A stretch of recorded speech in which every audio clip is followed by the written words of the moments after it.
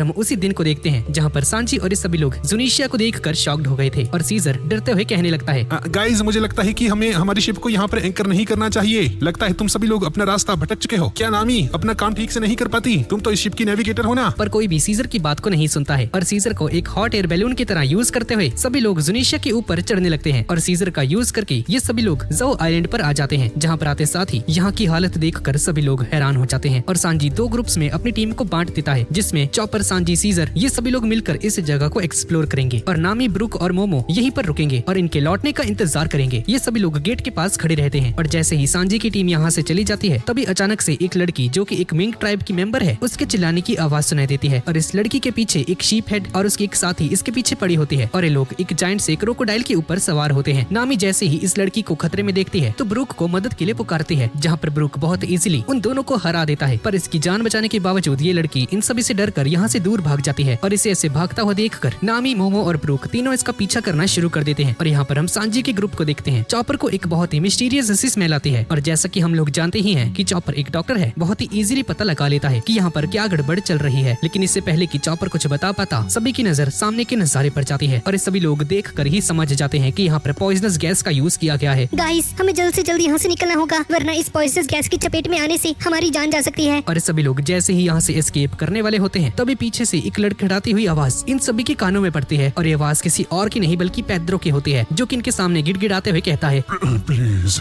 मैं नहीं जानता कि तुम कौन हो, पर प्लीज हमारी मदद करो। प्लीज ड्यूक डॉग स्ट्रॉम और कैट वाइपर की जान बचा लीजिए। प्लीज हमारे राजा को बचा लीजिए। दुनिया उनके इंतजार में है, उनका सरवाइव करना जरूरी है। प्लीज मेरी बात मान लीजिए। पर चॉपर और ये सभी लोग यहाँ से चले जाते हैं। चॉपर और सांजी को यहाँ से भागना पसंद नहीं था, लेकिन चॉपर आगे बताने लगता है कि ये उनकी हेल्प करना चाहते हैं, पर वहाँ पर पॉइजनस गैस बहुत ही ज्यादा होती है और इसीलिए ये लोग रुक कर वहाँ पर किसी की भी ट्रीटमेंट नहीं कर सकते हैं। ये लोग जैसे ही आगे बढ़ते हैं तभी ये सीजर ये खुद पर बहुत ही ज्यादा प्राउड फील करने लगता है और अपनी भद्दी हंसी हंसना शुरू कर देता है। अरे यार मैं कितना ज्यादा इंटेलिजेंट हूँ, जरा देखो मेरे बनाए हुए नमूने कहाँ कहाँ पर असर कर रहे हैं। ये पॉइजनस गैस मेरी ही बनाई हुई है। इस वेपन का नाम है कोरो और मैंने इसमें बहुत ही ज्यादा मेहनत की थी। और दोबारा से हंसने लगता है। चॉपर को गुस्सा आ जाता है और सीजर की यहीं पर मार लगा देता है। अरे ओ मेरी बात तो सुनो। इस पॉइजनस गैस वाले वेपन को मैंने बनाया है, पर मैंने इन्हें यहाँ पर इन पर यूज नहीं किया है, तो मुझे मारना बंद कर, समझा ना? तो गाइस वीडियो में आगे बढ़ने से पहले मैं आप सभी को एक ऐसी एप्लीकेशन के बारे में बताना चाहता हूँ जिससे कि आप घर बैठे बैठे काफी अच्छी इनकम कर सकते हैं, जिसका यूज करके आप लोग अपने लिए नेटफ्लिक्स, स्पॉटिफाई और क्रंचीरोल जैसी एप्स की सब्सक्रिप्शंस बहुत इजीली ले सकते हो। हनी गेन में आप लोग अपने बचे हुए इंटरनेट को यूज करके पैसिव इनकम जनरेट कर सकते हैं। आपको कुछ नहीं करना है, बस इसे डाउनलोड करके इसे चलने देना है। और गाइस ये कोई फेक ऐप वगैरह नहीं है और ना ही आपकी कोई प्राइवेसी वगैरह लीक करने वाला है। और अगर आपको हनी गेन पर इंस्टेंट प्रॉफिट चाहिए है तो आप मेरा प्रोमो कोड यूज कर सकते हैं, जो कि है डेविल फ्रूट, जिससे कि आप इंस्टेंटली $3 का बोनस कमा सकते हो। डिस्क्रिप्शन में आपको हनी गेन का लिंक मिलेगा। तो गाइस किस चीज का वेट कर रहे हैं, जल्दी से हनी गेन ऐप को डाउनलोड कीजिए और ढेर सारा पैसा कमाइए। और अब वीडियो पर वापस आते हैं। और अब क्योंकि इन सभी को पता चल चुका है कि ये पॉइजनस गैस किसने बनाई है, तो इसका एंटीट्यूड भी बना सकते हैं। अरे ओ सीजर के बच्चे, मैं जानता हूँ कि ये पॉइजन किसी को भी इमीडिएटली नहीं मारता है, ये धीरे धीरे इंसान को अंदर से मारता है। तो बताओ इन लोगों के पास और कितना समय बचा है? हाँ, इनके पास अभी 48 घंटे और बचे हैं, उसके बाद ये सभी लोग मारे जाएंगे। तुमने इस वेपन को बनाया है ना, तो तुम्हें जरूर अच्छे से मालूम होगा कि इसका एंटीट्यूड कैसे बनेगा। तुम्हारी वजह से ये सभी लोग आज सफर कर रहे हैं और अब तुम ही इनकी जान बचाओगे। और अगर तुमने ऐसा नहीं किया तो तुम्हें मार मार कर मैं तुम्हारा भरता बना दूंगा। जिस पर सीजर पहले तो नखरे दिखाता है, पर फिर सांजी आता है और इसका हार्ट दिखाते हुए कहने लगता है, एक सेकंड, क्या तुमने अभी ना कहा? ना कहने से पहले एक बार मेरी बात को ध्यान से सुन लो। इन सभी के पास 48 घंटे हैं, पर तुम्हारे पास 48 सेकंड्स भी नहीं है। और सीजर को धमकाने की कोशिश करता है और एट द एंड सीजर के पास और कोई भी चारा नहीं बचता है और मान जाता है। सभी लोग अपने अपने काम में लग जाते हैं और सांजी जाकर नामी और सभी की जान बचा लेता है, जैसा कि हमने पिछले पार्ट्स में देखा था। अब सीजर सबसे पहले आगे आता है और अपने डेविल फ्रूट की ताकत का यूज करके हवा में जितनी भी पॉइजनस गैस मौजूद होती है उसे रिमूव करना शुरू कर देता है, ताकि ये पॉइजन और ना फैले। और सांजी के साथ नामी और बाकी सभी लोग इसके साथ आ जाते हैं। पर वांडा यहाँ पर नामी को जैक का ही कोई साथी समझ लेती है, क्योंकि वो भी एक इंसान है और नामी पर हमला कर देती है। पर नामी इसके अटैक को रोक लेती है और पीछे से हम उस मिंक की आवाज को सुनते हैं, वही मिंक लड़की जिसकी नामी ने जान बचाई थी। और वांडा को बताने लगती है कि प्लीज इसकी जान मत लो, इसने मेरी जान बचाई थी। और हम पेड्रो को भी देखते हैं और पेड्रो वांडा से कहने लगता है कि ये सही कह रही है, इस लड़की ने हमारी जान बचाई है। चॉपर और सीजर भी यहाँ पर आ जाते हैं और एंटीट्यूड बनाने में लगे होते हैं। और पेड्रो को यकीन नहीं था कि लोग पलट कर इनकी हेल्प करने आएंगे, पर कुछ अनजान लोग यहाँ पर आकर इनकी जान बचा रहे हैं। ये देखकर पेड्रो बहुत ही ज्यादा इमोशनल हो जाता है। कुछ बाहरी लोगों को इनकी ट्राइब के लिए इतनी ज्यादा मेहनत करते हुए देखकर मिंक ट्राइब के सभी डॉक्टर्स और नर्सेस ये सभी लोग भी चॉपर की हेल्प करना शुरू कर देते हैं और ये लोग थोड़ी ही देर में एंटीट्यूड को भी पूरे तरीके से बना लेते हैं और जल्दी से इस एंटीट्यूड को यहाँ पर मौजूद सभी लोगों के अंदर इंजेक्ट कर देते हैं, जिससे कि वक्त रहते सभी की जान बच बच जाती है। इसके बाद हम सांजी को देखते हैं। सांजी इन सभी के लिए खाना तैयार करता है और ऐसे करके अपने स्ट्रॉ हेड्स की वजह से मिंक ट्राइब के सभी लोगों की जान बच जाती है। अब इसके बाद हम वापस से प्रेजेंट में आ जाते हैं। ठीक है, तो अब मैं कैट वाइपर को देखने के लिए जा रही हूँ। वांडा जी, मैं उससे भी मिलना चाहता हूँ और बाकी सभी लोग भी अब कैट वाइपर से मिलना चाहते हैं और पूरा क्रू कैट वाइपर से मिलने के लिए रवाना हो जाता है। जब पूरा क्रू कैट वाइपर से मिलने के लिए आगे बढ़ रहा था तभी हम लूफी को देखते हैं जो कि ब्रूक से कहता है, भाई तुमने मुझे सारी कहानी तो बता दी पर अभी भी मुझे इस सवाल का जवाब नहीं मिला कि भाई सांजी और सीजर कहाँ पर है, उनका क्या हुआ? तुमने तो उनका जिक्र तक नहीं किया, भूल गए क्या उसको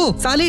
लूफी, ये वक्त सही नहीं है। यहाँ के लोग ऑलरेडी बहुत ज्यादा परेशान हैं। मैं नहीं चाहता कि हमारी दिक्कतों को सुनकर और भी ज्यादा परेशान हो जाए, पर क्योंकि तुम हमारे कैप्टन हो तो मैं तुम्हें जरूर बताऊंगा कि आखिर उस दिन हमारे साथ क्या हुआ था। लूफी, हमने बहुत सारी चीजें गलत की। पहला, जब हम पर एनिमीज का हमला हुआ था तो हमने जाने अनजाने में ही उन सभी को बता दिया था कि आखिर हम कहाँ पर जा रहे हैं, और इसे इत्तेफाक कहो या फिर कुछ और, पर हमारी एनिमी शिप में एक और मिंक ट्राइब का बंदा मौजूद था और क्योंकि वो बंदा मिंक ट्राइब से बिलोंग करता था तो वो इजीली पता लगा सकता था कि जुनिशा की एग्जैक्ट लोकेशन इस वक्त कहाँ पर होगी। इसी वजह से जब हम लोग जुनिशा पर पहुंचे तो हमारा पीछा करते हुए वो भी यहाँ पर आ गया। और पैकॉम्स और कपूने बेजी ये दोनों जुनिशिया पर पहुंच जाते हैं। लेकिन सरप्राइजिंगली जब पैकॉम्स यहाँ पर आता है तो ये सारा नजारा देखकर इसे बहुत ही ज्यादा बुरा लगता है और बहुत ही ज्यादा गुस्सा आ जाता है क्योंकि इसका होमलैंड पूरी तरह से तबाह हो चुका था जो कि ये कभी नहीं चाहता था और इसे लगता है कि ये सारा कारनामा स्ट्रॉ हैट पायरेट्स के द्वारा किया गया है। हम सांजी को देखते हैं जो कि खाना बना रहा होता है और सांजी का खाना सभी को बहुत पसंद आता है और जैसा कि मिंक ट्राइब के लोगों को एक दूसरे के गले लगना और एक दूसरे को लिक करना बहुत ही ज्यादा पसंद है तो सांजी मिंक ट्राइब की जितनी भी फीमेल्स होती हैं इन सभी के साथ गले लगकर मटर गश्ती कर रहा होता है। ठरकी सांजी को यहाँ पर बहुत ही ज्यादा मजा आ रहा था, इतना ज्यादा कि हर दूसरे सेकंड में इसकी नोज ब्लीडिंग होना शुरू हो जाती है। वेंटा और नामी एक दूसरे से कुछ बात कर रहे थे। जब यहाँ पर हमारे पास बाहर की कंट्री से कोई मिलने आता है नामी, जिसे हम अपना दोस्त मानते हैं, तो हम उनके साथ अपने कपड़ों को एक्सचेंज कर लेते हैं जिससे कि हमारी फ्रेंडशिप और भी ज्यादा मजबूत हो सके। और नामी और वांडा एक दूसरे के साथ अपने कपड़ों को स्विच कर लेते हैं। अच्छा, इसलिए इसने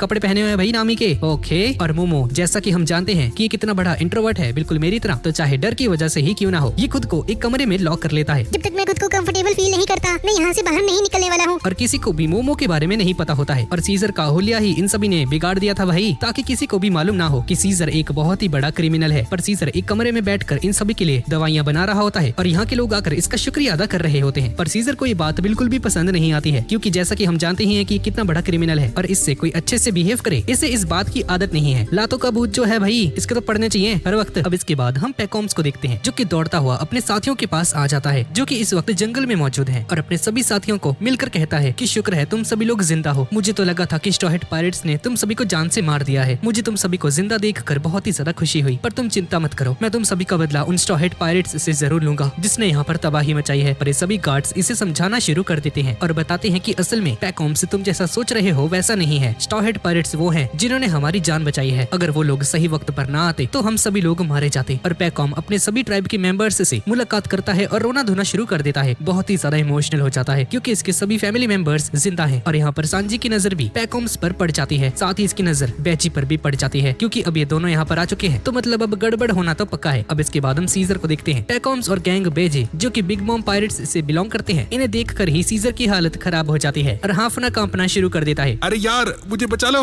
यही काम करते हैं, हम सभी लोग यहाँ से भाग चलते हैं, पक्का ये लोग मुझे यहाँ पर लेने आए हैं। अब सीजर ने बिग मॉम पायरेट्स का ऐसा क्या नुकसान किया है ये हमें आगे चलकर पता चलेगा। सीजर इस हद तक डेस्परेट हो जाता है कि यहाँ पर सांजी के पास आकर इसे मक्खन लगाते हुए कहता है, सांजी क्यों ना हम दोनों साथ में टीम अप कर ले। हाँ, हम चाहे तो इन्हें मसल कर रख सकते हैं, वो भी सेकंड्स में। पर सांजी इसके लिए मना कर देता है और ये गैंग बेचे इसकी नजर भी सांजी पर पड़ जाती है। और प्रेजेंट में लूफी ये सब कुछ सुनकर कहता है, भाई फिर क्या हुआ? तो क्या सांजी ने अकेले ने पैकॉम से फाइट करी क्या? मैं जानता हूँ कि सांजी बहुत ही ज्यादा स्ट्रॉन्ग है, उसने तो बहुत आसानी से उसे हरा दिया होगा। नहीं लूफी ये बात तुम भी जानते हो कि सांजी बहुत ही ज्यादा काइंड हार्टेड इंसान है। वो यहाँ पर कोई भी सीन क्रिएट नहीं करना चाहता था, इसी वजह से वो पैकॉम्स और उस बेचे को मेन फॉरेस्ट वाली जगह से दूर लेकर चला जाता है और बाहर ले जाकर इन दोनों से कहता है, मेरी बात सुनो, यहाँ की सिचुएशन बहुत ही ज्यादा नाजुक है। जस्ट अभी ये लोग एक बहुत बड़ी तबाही से उभरे हैं तो मैं यहाँ पर इनकी शांति को डिस्ट्रॉय नहीं करना चाहता हूँ। अगर तुम्हें मुझसे लड़ना ही है तो हम इस कंट्री के बाहर जाने के बाद लड़ सकते हैं। मैं वादा करता हूँ कि हम कहीं भी नहीं छुपेंगे और तुम्हारा सामना करेंगे। सांजी की बात सुनकर पैकॉम्स आगे आता है और बहुत ही रिस्पेक्टेड वे में सांजी का शुक्रिया अदा करते हुए कहता है कि मैं जानता हूँ कि तुमने हमारी बहुत ज्यादा मदद की है सांजी, तुमने मेरे मिंक ट्राइब के लोगों की जान बचाई जिसके लिए मैं तुम्हारा जिंदगी भर हमेशा के लिए शुक्रगुजार रहूंगा और इसलिए मैं तुमसे लड़ना नहीं चाहता हूँ। तुम बस सीजर को हमारे हवाले कर दो और मैं तुम्हें और सभी स्ट्रॉ हैट पायरेट्स को माफ कर दूंगा और तुम सभी को यहाँ से सही सलामत जाने दूंगा। मैं सभी को बता दूंगा कि स्ट्रॉ हैट पायरेट्स हमारे हाथों से बचकर चले गए और इसके बदले में बिग मॉम मुझे जो भी सजा देंगी मैं उसे खुशी खुशी एक्सेप्ट कर लूंगा। पैकॉम्स जब इस बात को कह रहा होता है तो ये सारी बातें सुनकर सांजी और सभी लोग थोड़े से हैरान हो जाते हैं। लेकिन गैंग बेजे को इसकी बातें बिल्कुल भी पसंद नहीं आती हैं और अपनी गन को बाहर निकालता है और पैकॉम्स की पीठ को पूरी तरह से गोलियों से छन्नी कर देता है। ये नजारा देखकर सांजी और सभी लोग शॉक्ड रह जाते हैं। ये क्या? तुम अपने ही साथी पर हमला कैसे कर सकते हो? और इसी दौरान गैंग बेजी कहने लगता है कि पैकॉम्स एक बहुत ही अच्छा पायरेट है, लेकिन ये अपने इमोशंस पर कंट्रोल नहीं रख सकता है। और देखो आज इसने इमोशंस में आकर कितना बड़ा गलत फैसला ले लिया, जिसका मतलब है अब ये यूजलेस है और हमारे किसी भी काम का नहीं है। लेकिन कोई बात नहीं, इसका बचा हुआ काम मैं कंप्लीट कर दूंगा। और जैसे ही गैंग बेजे आगे बढ़ता है तो अपनी बॉडी के अंदर से बहुत सारे छोटे छोटे लोगों को बाहर निकालता है, जो कि बाहर आते ही बहुत बड़े बड़े ह्यूमंस में ट्रांसफॉर्म हो जाते हैं, जिसे देखकर सांजी और ब्रूक बुरी तरह से डर जाते हैं। बेजे ने कैसल फ्रूट खाया है, जिसकी वजह से इसके अंदर एक बहुत बड़े कैसल जितनी एबिलिटी है और उतनी ही जगह है। इसकी पूरी बॉडी एक चलते फिरते कैसल की तरह है, जिसमें अनगिनत लोग मौजूद हैं। और मेरी पूरी जिंदगी एक कैसल ह्यूमन की तरह गुजर रही है। और गैंग बेजे के ऊपर 300 मिलियन बेरीज की बाउंटी भी है। क्या तुम्हें मैं याद नहीं? हाँ, तुम लोग मुझे इतनी जल्दी भूल गए? याद करो, हमारी मुलाकात सबॉडी में हुई थी और तुम्हारा कैप्टन भी बिल्कुल मेरी ही तरह वर्स्ट जनरेशन से बिलोंग करता है। इसी के साथ बेजी इन्हें धमकाते हुए कहने लगता है, मैं जानता हूँ कि तुम लड़ने से बाज नहीं आओगे और अगर तुम मुझसे लड़ते हो तो यहाँ की बैटल की आवाजें सुनकर मिंक ट्राइब के लोग भी यहाँ पर आ जाएंगे और लोग ना चाहते हुए भी तुम्हारा साथ जरूर देंगे। और मैं इतना बड़ा कच्चा खिलाड़ी भी नहीं हूँ कि एक तरफा लड़ाई को लड़ूंगा। गैंग बेजे ने एक बहुत ही घटिया चाल चली होती है, जिसके अकॉर्डिंग इसने नामी और ब्रूक को किडनैप कर लिया था और इन दोनों को एज अ हॉस्टेज रख लेता है और बार्गेनिंग करना शुरू कर देता है, जिसकी वजह से सांजी और ब्रूक किसी भी तरह से फाइट नहीं कर पाते हैं और ये लोग ढीले पड़ जाते हैं। बेजे ये भी जानता है कि सीजर भी जरूर आया होगा और यहाँ पर उसे चकमा देते हुए कहने लगता है कि अगर तुम यहाँ पर इमीडिएटली नहीं आए तो मैं तुम्हें सी प्रिज्म स्टोन से शूट कर दूंगा और तुम्हें बंदी बनाकर यहाँ से ले जाऊंगा। और सी प्रिज्म स्टोन का नाम सुनते ही सीजर भी इनके सामने आ जाता है, पर तभी बेजे बताता है कि इनके पास कोई सी प्रिज्म स्टोन है ही नहीं है, ये बस एक झूठ था। और ये सभी लोग सीजर को भी बंदी बना लेते हैं। यहाँ बाहर रहने से कोई भी हल नहीं निकलने वाला है, अंदर चलो, मुझे बात करनी है। जिसके बाद सभी लोग बेजी के अंदर चले जाते हैं, जहाँ पर एक अलग ही महल टाइप का सीन लग रहा होता है और नामी ब्रूक और सभी को बांध कर रखा गया था और दूसरी तरफ टेबल पर सांजी बैठा होता है। क्या तुम कुछ लोगे? मेरे सब्र का इंतहा मत लो और तुम्हें जो भी कहना है जल्द से जल्द कहो। जिस पर गैंग बेजी अपने पास से एक इनविटेशन कार्ड को निकालता है। ये इनविटेशन कार्ड तुम्हारे लिए है सांजी। बिग मॉम ने तुम्हें अपनी टी पार्टी में बुलाया है और तुम्हें हमारे साथ चलना होगा। तुम्हारी बिग मॉम पायरेट की टीम पार्टी में मैं जाकर क्या करूंगा? हाँ, मेरा इससे क्या लेना देना? लेना देना तो है, क्योंकि यहाँ पर एक वेडिंग होने वाली है और ये शादी किसी और की नहीं बल्कि विंस स्मोक फैमिली के बेटे की है। विंस स्मोक फैमिली के थर्ड सन सांजी की शादी